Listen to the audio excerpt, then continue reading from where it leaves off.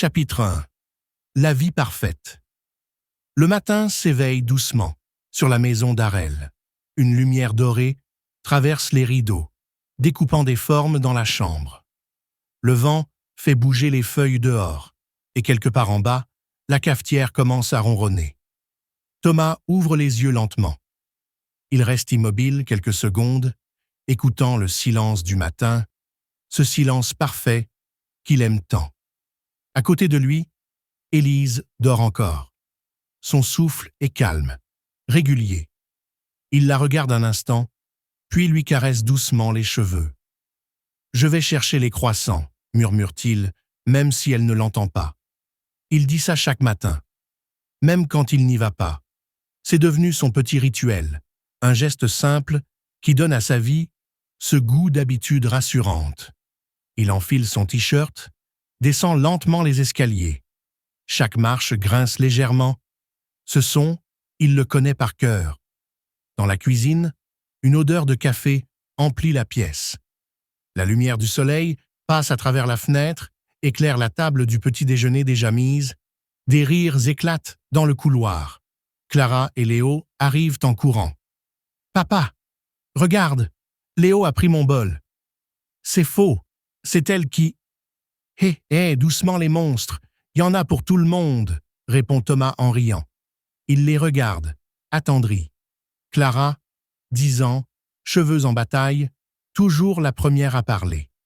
Léo, 8 ans, plus discret, mais son regard malin trahit une imagination débordante. Il s'assoit. La scène est simple, mais parfaite. Le bruit des cuillères, le soleil, les rires, tout semble si normal. Puis soudain, le silence. Un bruit, léger mais distinct, s'arrête. Le bourdonnement du réfrigérateur, le tic-tac de l'horloge. Tout se fige. Thomas s'immobilise, les yeux sur la pendule au mur. L'aiguille des secondes ne bouge plus. Il fronce les sourcils, regarde autour de lui. Même le café qui coulait est suspendu. Une goutte reste figée en plein air. Son souffle devient plus rapide. Il tend la main, mais avant qu'il ne touche quoi que ce soit, tout redémarre d'un coup. Un claque sec retentit. Le frigo recommence à bourdonner, la cafetière reprend son bruit. Clara rit de nouveau, comme si rien ne s'était passé. « Papa, ça va ?» demande-t-elle, un peu inquiète. « Oui, c'est rien », répond-il, essayant de sourire. Mais son cœur bat fort, trop fort. Il avale son café d'une traite. Élise descend à son tour, en robe de chambre. « Tu es tout pâle. Mauvaise nuit ?»« Non, juste un peu fatigué. »« Tu devrais te reposer, Thomas. Depuis quelques jours, t'as une drôle de tête. »« Je sais, mais ça va passer. » Elle s'approche, pose sa main sur sa joue. Il sursaute. Sa main est glacée.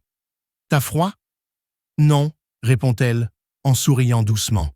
« C'est toi qui es brûlant. » Elle rit, mais son rire est un peu forcé, presque mécanique. Thomas reste silencieux.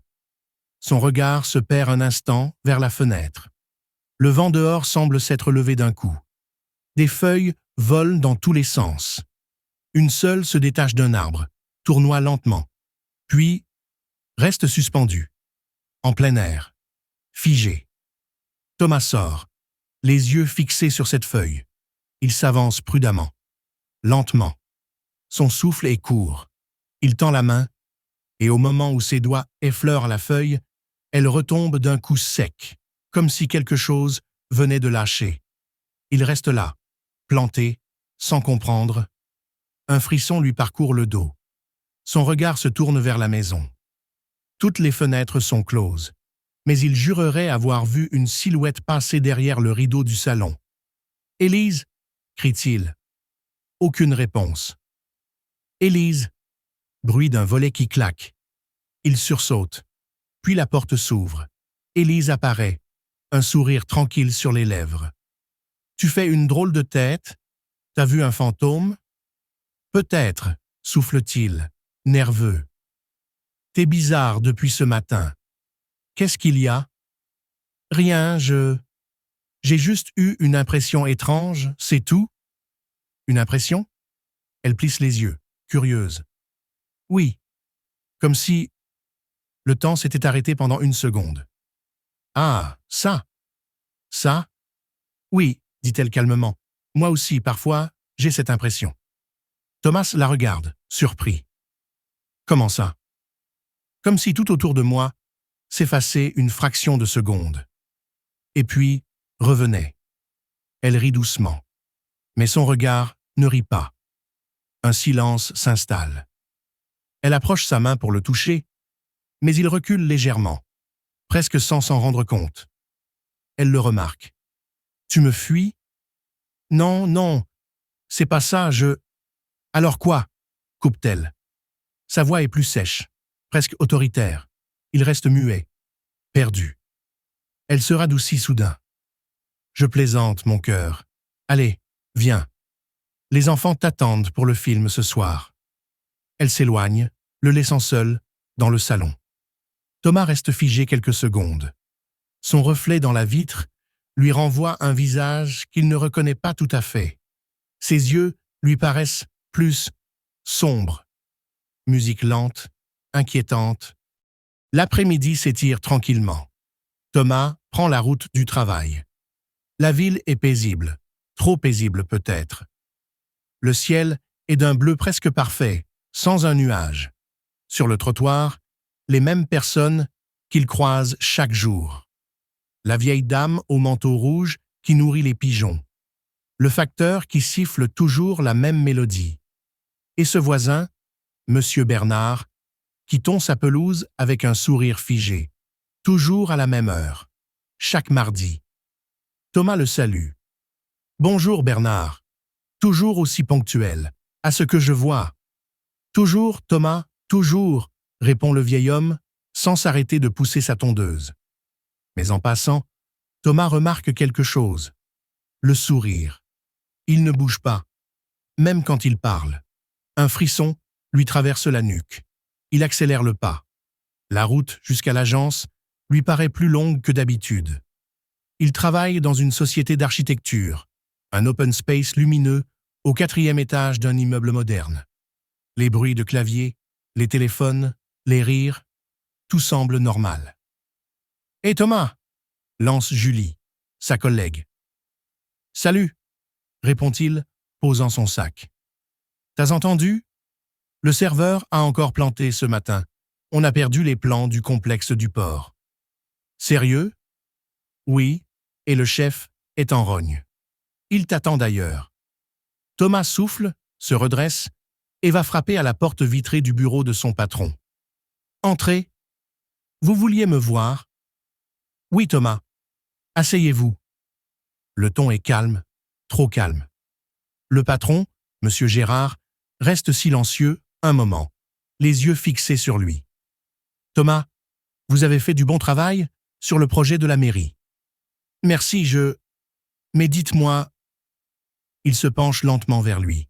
« Vous vous sentez bien ces derniers temps? »« Comment ça? »« Je ne sais pas. Vous semblez distrait. Comme si vous étiez ailleurs. » Thomas reste figé. « Non, non, tout va bien. Peut-être un peu de fatigue, c'est tout. »« Fatigue, oui, » murmure Gérard en fixant un point derrière lui. Thomas se retourne, mais il n'y a rien. Quand il se retourne vers son patron, Gérard sourit. Un sourire étrangement large. « Reposez-vous, Thomas. La santé, c'est important. » La voix a changé. Plus grave. Plus lente. Thomas se lève rapidement, serre la main du patron et quitte le bureau sans un mot.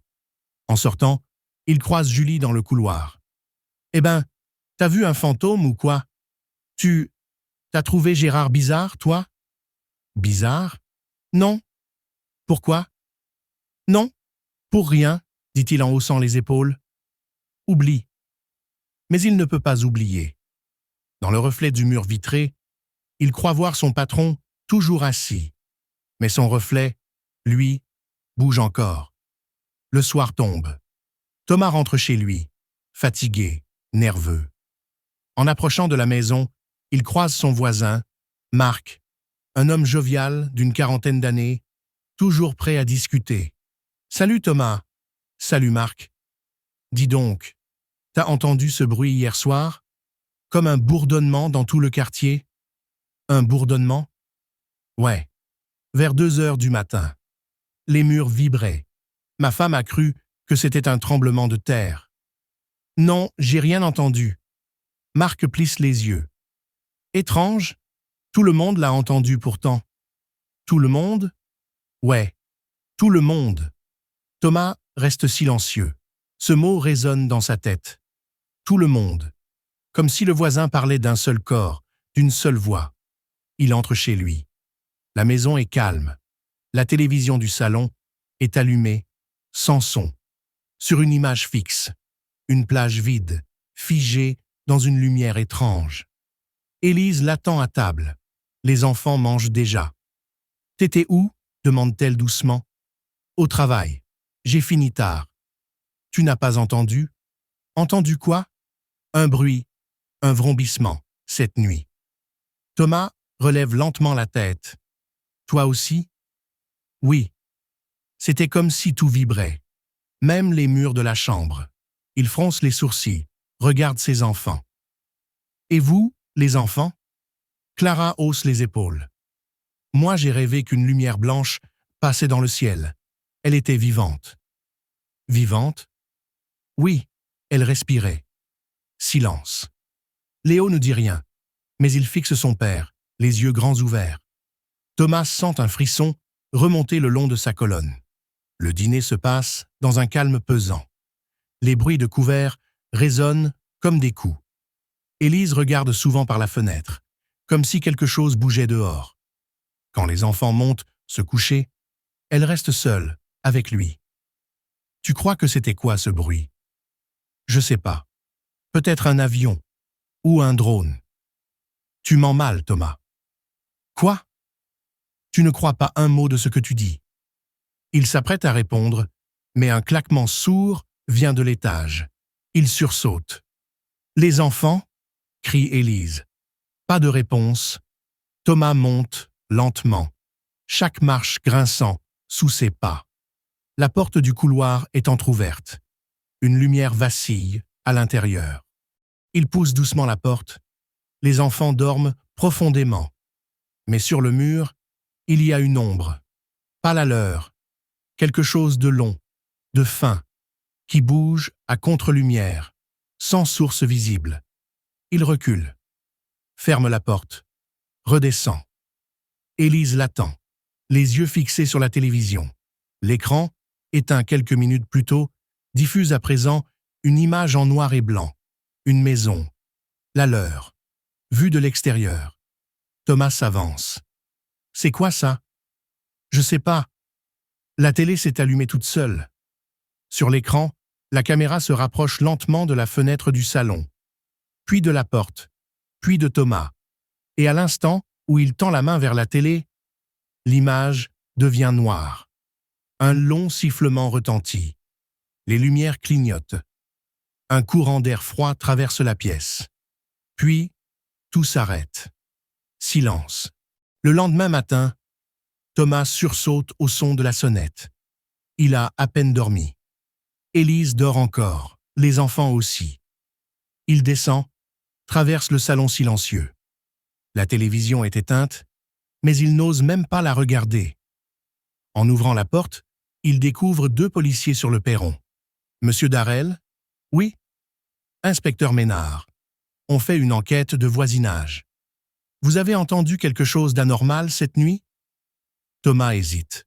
« Anormal ?» ?»« Oui. Plusieurs habitants ont signalé un bruit étrange, un genre de vibration. Certains disent avoir vu une lumière dans le ciel. » Il fronce les sourcils. « Oui, on a entendu quelque chose, comme un grondement, mais je ne saurais pas dire d'où ça venait. Avez-vous remarqué autre chose ?»« Autre chose ?» répète-t-il, comme pour gagner du temps. Il pense à la télévision, à l'ombre sur le mur. « Non, rien d'autre. » L'inspecteur prend des notes, puis relève la tête. Son regard est froid, perçant. « Vous êtes sûr ?»« Oui. »« Très bien. Si quelque chose vous revient, appelez-nous. » Le second policier, plus jeune, observe la maison en silence. Puis, en repartant, il s'arrête sur le trottoir et dit calmement « C'est drôle, non? Les oiseaux ont disparu depuis hier. »« Pardon ?» demande Thomas. « Regardez autour de vous. Pas un seul oiseau, pas un seul son. Il a raison. Rien. Pas un cri, pas un battement d'ailes. Le quartier entier semble sous cloche. » Thomas referme la porte lentement. Une sueur froide coule dans son dos. À la cuisine, Élise prépare le café. Ses gestes sont mécaniques, sans expression. C'était qui? La police. Ils enquêtent sur le bruit d'hier. Ah! Elle reste figée un instant, la tasse en main. Tu leur as parlé du dessin? Non. Pourquoi? Parce que... Je sais pas. Je veux pas passer pour un fou. Elle le regarde, les yeux vides. Et si tu l'étais? Thomas la fixe. Pardon? Elle détourne le regard, hausse les épaules. Je plaisante. Mais son ton n'a rien d'amusé. Sur le chemin du travail, Thomas croise plusieurs voisins, regroupés, devant le portail de M. Bernard. Il ralentit, observe. L'un d'eux dit « Il a disparu ». « Qui ?» demande Thomas. « Bernard.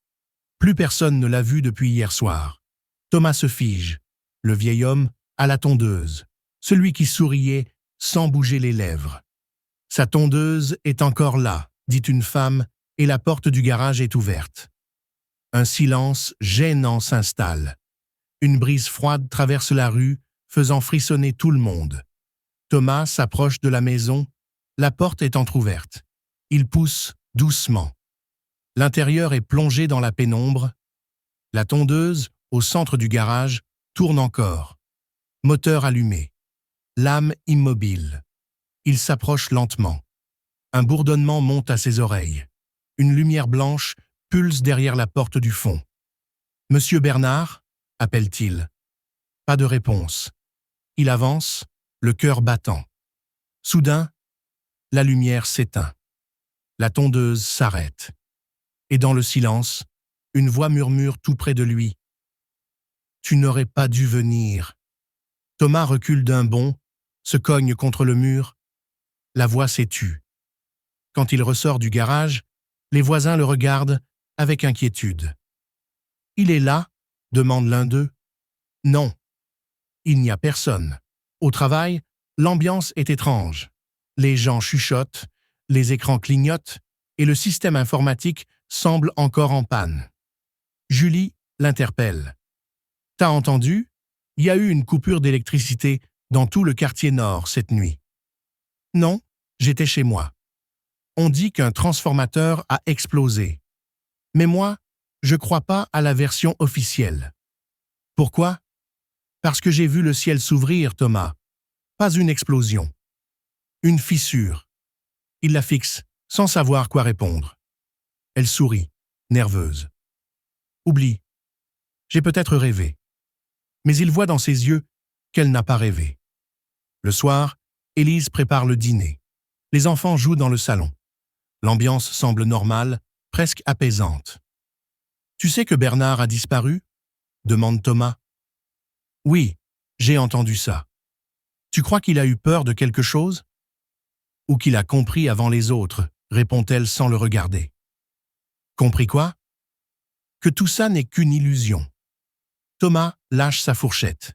« Qu'est-ce que tu viens de dire? » « Rien. »« Oublie. »« Non, Élise, tu viens de dire... »« Laisse tomber !»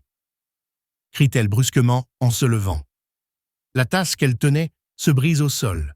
Silence. Les enfants regardent, figés. Élise respire fort, tremble légèrement. « Je suis désolé, je sais pas ce qui m'a pris. » Thomas reste sans voix. Puis il se lève, la prend doucement dans ses bras. « Ça va aller. C'est juste la fatigue, d'accord? » Mais au moment où il la serre, il sent son cœur battre trop vite, trop fort, comme s'il battait pour deux. Plus tard dans la nuit, Thomas sort fumer sur le balcon. La rue est vide. Les lampadaires grésillent. Puis il remarque une silhouette au bout de l'allée. Une ombre immobile, debout, tourné vers sa maison. Il plisse les yeux. « Hé, qui est là ?» Aucune répond. L'ombre ne bouge pas. Il descend les marches, s'approche lentement. Ses pas résonnent sur le trottoir humide. Mais arrivé à quelques mètres, la silhouette disparaît. Pas un bruit, pas un mouvement. Juste le vent qui se lève. Thomas regarde autour de lui. Et là, dans le reflet des vitres du salon, il se voit, debout dehors. Mais son reflet, lui, ne fume pas. Et il sourit.